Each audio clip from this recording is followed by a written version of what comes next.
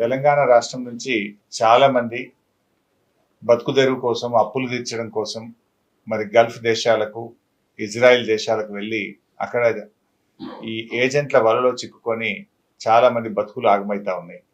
అలాంటి 12 మంది తమ్ముళ్ళు, ముఖ్యంగా కామారెడ్డి, నిర్మల్, నిజామాబాద్, మెదక్, సిద్దిపేట్, కరీంనగర్, జగిత్యాల్ తదితర జిల్లాల నుంచి మరి వెళ్ళి అక్కడ ఎంతో ఇబ్బందులు పడుతూ, తిండి తిప్పలు లేక, బీపీ, షుగర్లు, రకరకాల వ్యాధులతో సతమతమవుతూ రాష్ట్ర ప్రభుత్వానికి, కేంద్ర ప్రభుత్వానికి ఎన్నిసార్లు మొరబెట్టుకున్నా 2 ప్రభుత్వాలు కూడా స్పందించలేదు. కానీ ఈరోజు బీఆర్ఎస్ పార్టీ తరఫున జోర్డాన్లో చిక్కుకున్న ఈ 12 మంది తమ్ముళ్లను బీఆర్ఎస్ పార్టీ తరఫున ఈరోజు పెనాల్టీ కట్టి తిరిగి స్వదేశానికి తీసుకురావడం జరిగింది.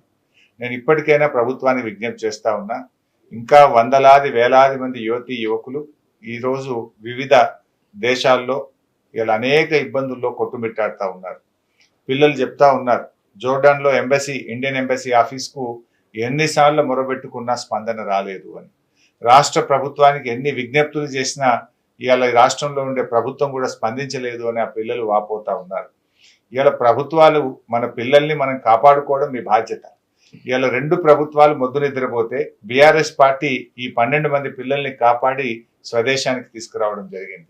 సో ఈ 12 మంది గురించి కాదు నేను ఆలోచిస్తున్నది, ఈ 12 మందే కాదు, ఇంకా చాలా మంది పిల్లలు అక్కడ చిక్కుకొని ఉన్నారు. ఇప్పటికైనా రాష్ట్ర ప్రభుత్వము, ఇటు కేంద్ర ప్రభుత్వం స్పందించి ఇలాంటి పిల్లలు, కష్టాల్లో ఉన్నటువంటి భారతీయులను, తెలంగాణ బిడ్డలను తిరిగి స్వదేశానికి తీసుకొచ్చేటువంటి బాధ్యతను, చర్యలు తక్షణమే తీసుకోవాలని చెప్పి నేను రాష్ట్ర కేంద్ర ప్రభుత్వాలను డిమాండ్ చేస్తా ఉన్నా. ఇవాళ రేవంత్ రెడ్డి చాలా మాటలు చెప్పాడు ఎన్నికల ముందు. గల్ఫ్ సంక్షేమ బోర్డు పెడతానని, వాళ్ళ కోసం ప్రత్యేక పాలసీ తీసుకొస్తామని, నిధులు పెడతామని చెప్పారు. 2 సంవత్సరాలైనా రేవంత్ రెడ్డి నుంచి స్పందనే లేదు. ఆయన మాటలకు ఎక్కువైపోయింది తప్ప ఏ ఒక్కటి కూడా ఇచ్చిన హామీలు ఇవాళ నెరవేర్చేటువంటి పరిస్థితి కనబడతలేదు. మన రాష్ట్రం నుంచి అలా 8 మంది ఎంపీలను బీజేపీ పార్టీ గెలిచింది. 2 కేంద్ర మంత్రులు ఉన్నారు. నేను వాళ్ళకు స్వయంగా లేఖ రాసిన వీళ్ళ గురించి ఆలోచించండి అని, కానీ స్పందన రాలేదు. ఇవాళ కిషన్ రెడ్డి గారు, సంజయ్ గారు కూడా ఇలాంటి గల్ఫ్ కార్మికుల కోసం, విదేశాల్లో మరి ఇబ్బందులు పడుతున్నటువంటి తెలంగాణ బిడ్డల్ని తేవడానికి ప్రత్యేకమైన ఒక విభాగం పెట్టి చొరవ చూపి పిల్లలకు మరి కాపాడాలని చెప్పి కూడా వారికి కూడా విజ్ఞప్తి చేస్తా ఉన్నా. ఇవాళ మనం అధికారంలో ఉన్నటువంటిది, ప్రజలు మనకు అధికారం ఇచ్చింది, ఆపదలో ఉన్న ప్రజల్ని ఆదుకోవడానికి, కష్టాల్లో ఉన్నటువంటి ప్రజల్ని కాపాడుకోవడానికే ప్రభుత్వాలు ఉంటాయి.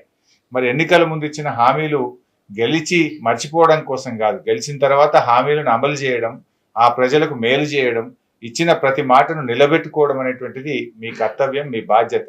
దాన్ని ఇలా మీరు మర్చిపోతే ప్రధాన ప్రతిపక్షంగా బీఆర్ఎస్ పార్టీ వీళ్ళందరినీ కూడా ఈరోజు కాపాడి స్వదేశానికి రప్పించడం జరిగింది.